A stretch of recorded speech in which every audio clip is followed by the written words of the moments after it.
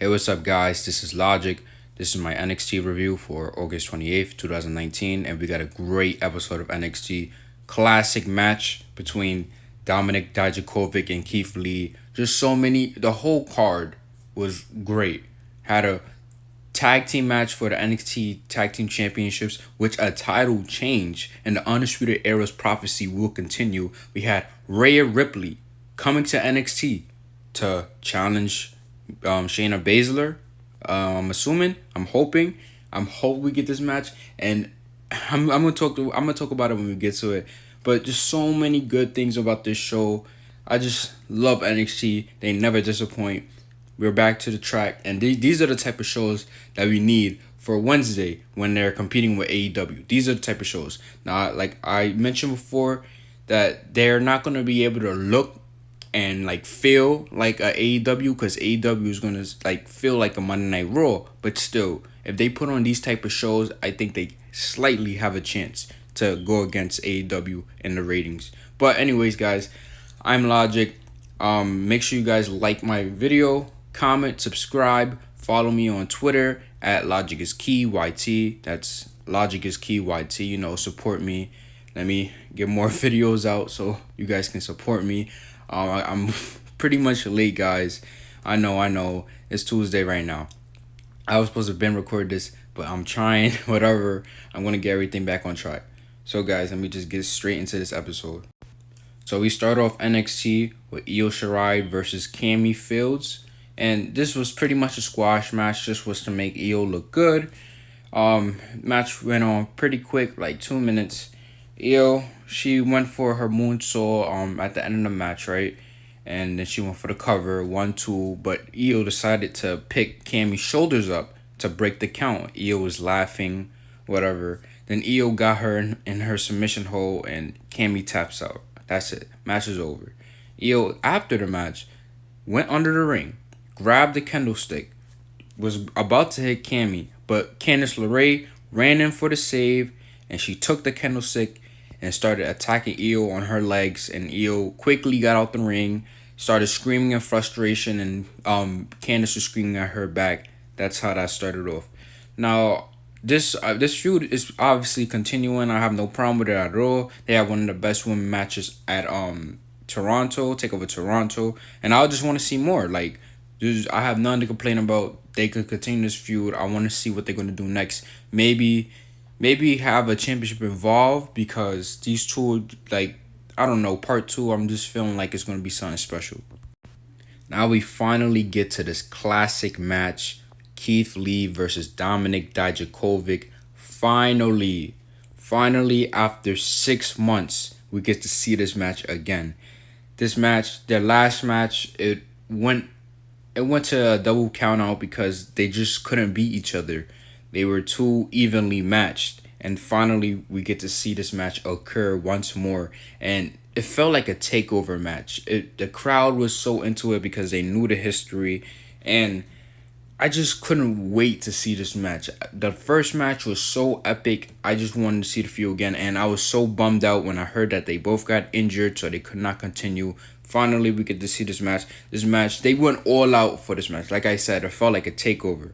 So the match began. Dijakovic, well, they locked up first, but Dijakovic started striking on Lee. Lee started striking him back. Quickly, this escalated into the ropes. Lee bounced off the ropes, jumped over Dijakovic. This guy is like 340 pounds, leaping over Dijakovic, who is like 6'5", 250, 260 pounds. So he leapt over him, went off the ropes, hit a big shoulder block. Keith Lee always looks like a beast. He tied Dijakovic on the ropes, hits a double chop, so deadly. I don't know how he takes that. It seems so beastly. Anyways, after that, Dijakovic, he hits a cyclone knee or cyclone boot, knocks Lee out to the outside. Back in the ring, Dijakovic, he attempts to go for a suplex, but he couldn't get it. Lee then hits a forearm or a back elbow, then a forearm. Lee then ends up on the apron, and he tries to smash Dijakovic's head into turnbuckle, but Dijakovic, he's fighting back. He fought back twice, but eventually Lee hits his face into the turnbuckle. Lee then, after that, goes for a slingshot crossbody from the apron onto Dijakovic for a near fall. After this, the crowd was real hype. The match started picking up.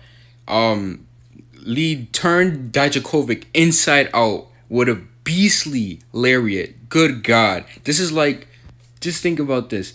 A 6'5" Dijakovic selling this lariat like a Mustafa Ali, like a Ricochet. It was just, the lariat was just beastly. Like, I don't know why. Like, in my opinion, Keith Lee, he seems like he's been on a losing streak. Like, he doesn't win anything, and I'm just wondering, why is he not like someone that's in a North American Championship opportunity?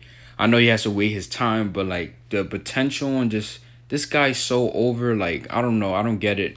I feel like NXT needs to like stop wasting their time and with Keith Lee and actually have him like compete for a championship. But I get it. Whatever. This match was necessary. We really needed to see this match again. So it was a near fall for the lariat. They began fighting on the apron, and Lee crushed Dijakovic with a one-arm slam. It was like sort of like a choke slam, spine buster type move. Basically the ref started counting Lee, and Lee didn't want the same outcome from the last match. The ref was counting, and they both was about to get counted out. So Lee got Dijakovic back in the ring, but Dijakovic then booted Lee to the outside and hits a tope corkscrew, some type of move like that. A tope corkscrew. I don't even know. These guys are like super athlete freaks. Like, I don't know how these guys do it. It's so impressive. Dijakovic jumps from the top rope, but Lee catches him when they're in the ring. He catches him upside down, so he has him in a powerbomb position, right? Dijakovic, he recovers from it, and he goes for a suplex again, but he goes for a release suplex. At this point, he's just like, I don't understand how you go for a release suplex after everything that's already been done. After that, Dijakovic, more impressive things. They just went all out. Dijakovic went to the top. Moonsault. Dijakovic going for a moonsault. Just imagine that. For a near fall. Both men, they went to the top rope, right? And this is the crazy spot right here. This is where everything just went crazy. So they're fighting on the top rope, right? Dijakovic's on the top. Keith Lee is in front of him, right?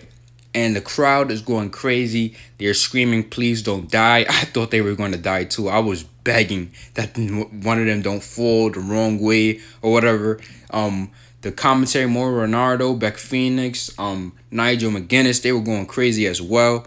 So we see Keith Lee perform a Spanish fly.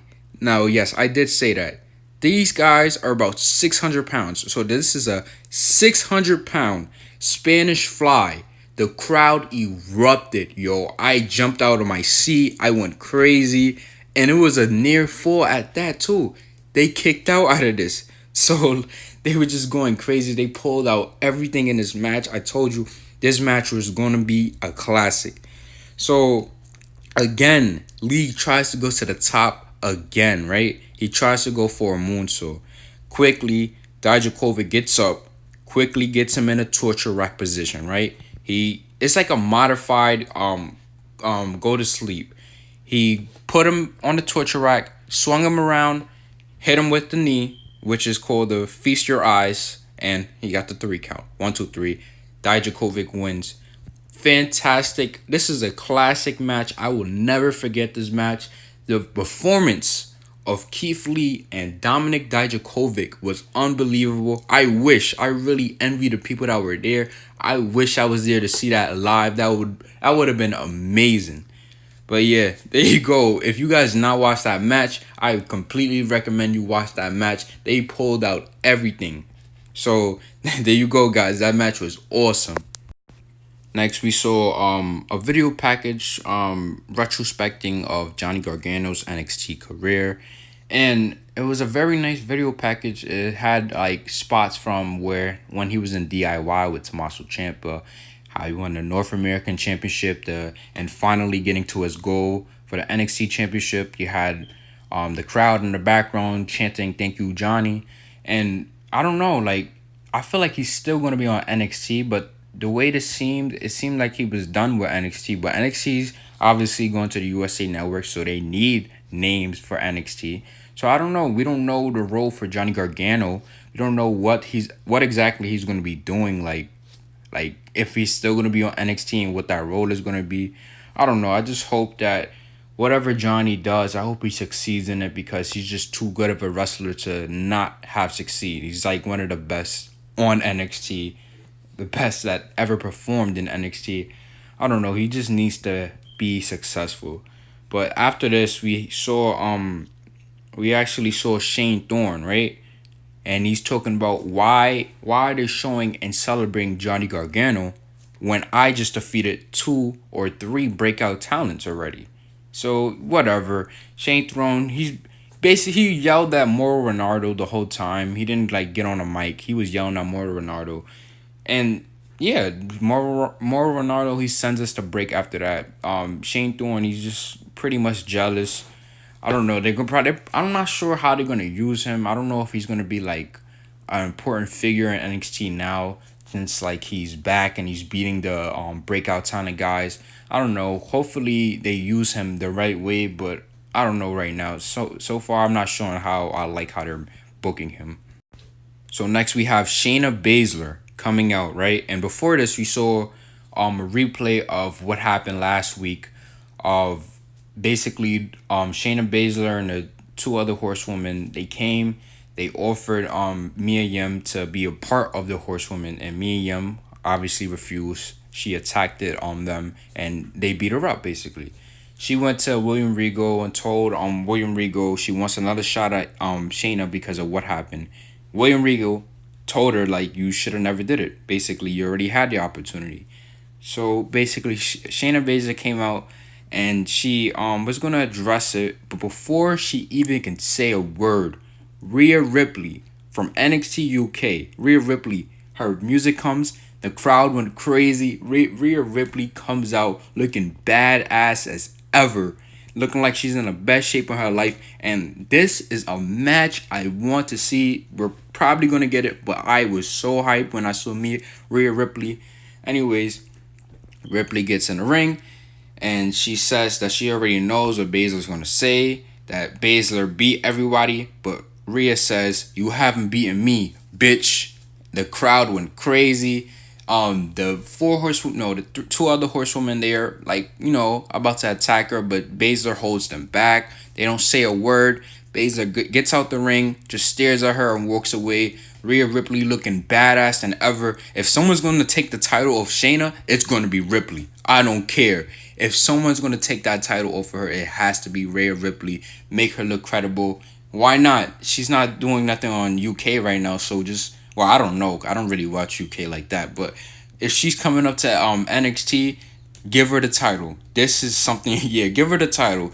Let Shayna come up. Finally, I know we've been talking about Shayna coming up for the longest time, but if you're going to have Shayna come up, this is the perfect person to give the title to. I don't know. Then maybe next I want to see Io versus Rhea Ripley, but I don't know. I'm going to let NXT handle all that, but so far, Rhea Ripley, great choice to be facing Shayna Baszler next. We saw a video package of Pete Dunn explaining how he almost won the North American Championship. How if Velveteen Dream never stopped the referee's 3 count, he would have been North American Champion. And he's okay. He's perfectly fine if he's put in the back of the line because he lost. And it doesn't matter because he's going to break fingers and eventually make his way back to the top. I enjoy this. This is perfect booking. Now he's not going to be in a main event or like in the title picture just because he's Pete Dunne. Now, he could be because he is Pete Dunne, but you feel me? This is great because it just gives other people more opportunities and he can build his way back up. So we also got the image of Jordan Miles and Adam Cole. Their match is going to be next week. Well, tomorrow actually, because it's Tuesday today. So their match is gonna be next week, and they're gonna have their NXT World Championship match finally. I feel like Jordan Miles is stupid for even challenging. I had him called, but I get where the story's going. I feel like it's gonna be a great match as well. I'm wondering if the Undisputed Era is gonna get involved in the match as well. By the way, I forgot it's gonna be Velveteen Dream facing Conor Reeves, non-title match. Conor Reeves, he's not all that to me. Like, I don't know, there's really something about him that I just don't like. I don't know. I just wish he was better. He just seems a little cheesy. But yeah, whatever. We're gonna have that match next week. Obviously, Velveteen's Dream's gonna win. Just another win for Dream. In the main event, we have Bobby Fish, Kyle O'Reilly, Undisputed Era versus the Street Profits, Montez Ford, and Angelo Dawkins. And we got no champions. The Undisputed Era's prophecy continues. It would have been amazing if NXT TakeOver Toronto, if they all won it in the same night. It would have been predictable, but it would have been amazing. A great night. But the prophecy is not over. Just because they didn't win it that night doesn't mean it's over. It will continue. All we need now is Roderick Strong to win that North American Championship from Velveteen Dream. I don't know when that will happen, but eventually it's going to happen. So it was a good match. Great match, actually. And they won by high-low. And look, this is something I talked about before. I mentioned before the King of the Ring tournament for SmackDown and Raw. Andrade, right? Andrade always cheats to win.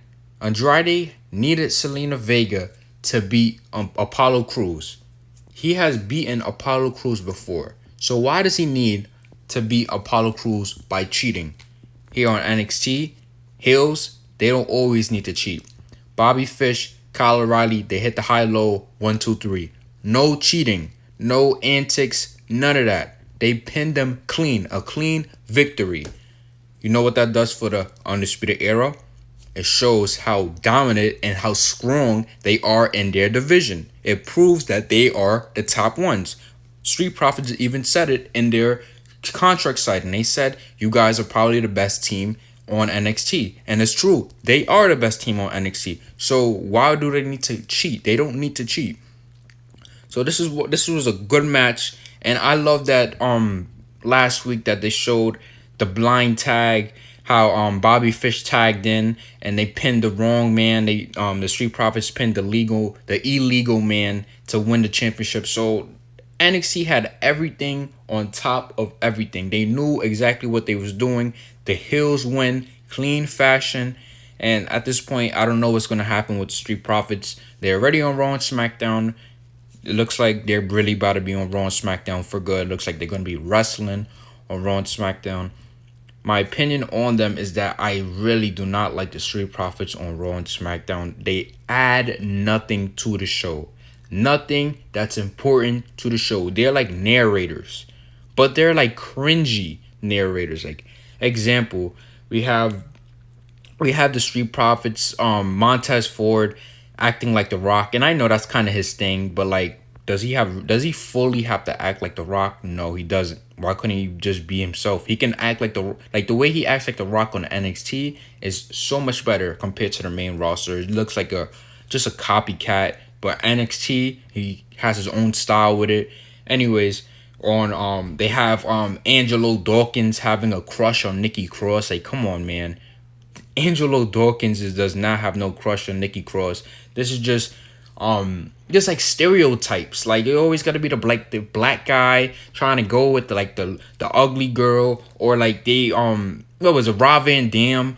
He's over there. They got high. They smoke weed with Rob Van Dam, or they was partying, drinking with Ric Flair. Like, come on, what is all the stereotypes? Why do they have to be like this on the main roster? Come on, they're so different from the main roster in NXT.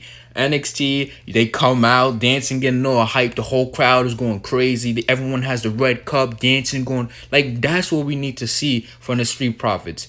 not these cheesy narrations talking about, oh, Seth Rollins or Braun Strowman, they're gonna fight, but your tag team partner is hyping to show up. It doesn't do nothing for me. Maybe the casual like it, but it just doesn't do nothing. It's just cringy to me. So I'm just hoping.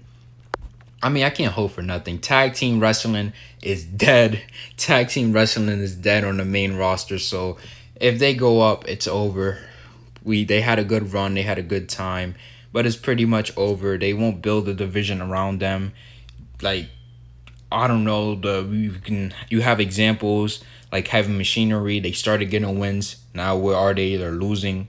The War Raiders beating jobbers every week. Never have anything important to do. This is, I don't know, man. The Street Profits, they're such a good team. They're one of my favorites right now, and it's over, right? It's pretty much over. They're about to go to the main roster. It's over. I don't think they're going to have another opportunity. And I don't know where they're going to go with Undisputed Era. I don't know who is next to face them. Maybe Tyler Breeze and Fandango. Maybe. I'm not sure about that. They need a little bit more wins, but yeah, I don't know where they're going to go with that. But Street Profits, oh man, I pray to God that Vince McMahon finally leaves creative and stops taking control of the shows and gives it to Triple H so he can finally make the show right. Make everything make sense, because he knows the importance of the Street Profits. He knows how over he can have them on the main roster, just like on NXT. But here you go. Bobby Fish, Kyle O'Reilly, high, low, 1, 2, 3. We have new NXT World Champions. So that's it. That was NXT. That was a great, fantastic, classic episode of NXT. And I absolutely loved it. I could rewatch that show right now. But thank you guys for listening to my show. Make sure you guys like, comment, and subscribe. Follow me on Twitter at LogicIsKeyYT. It's LogicIsKeyYT. Make sure you guys support. Tune in for my next videos. I know I'm late. I know. But don't worry. I'm still working. I'm going to get everything done soon. Thank you guys for listening again. And continue to watch.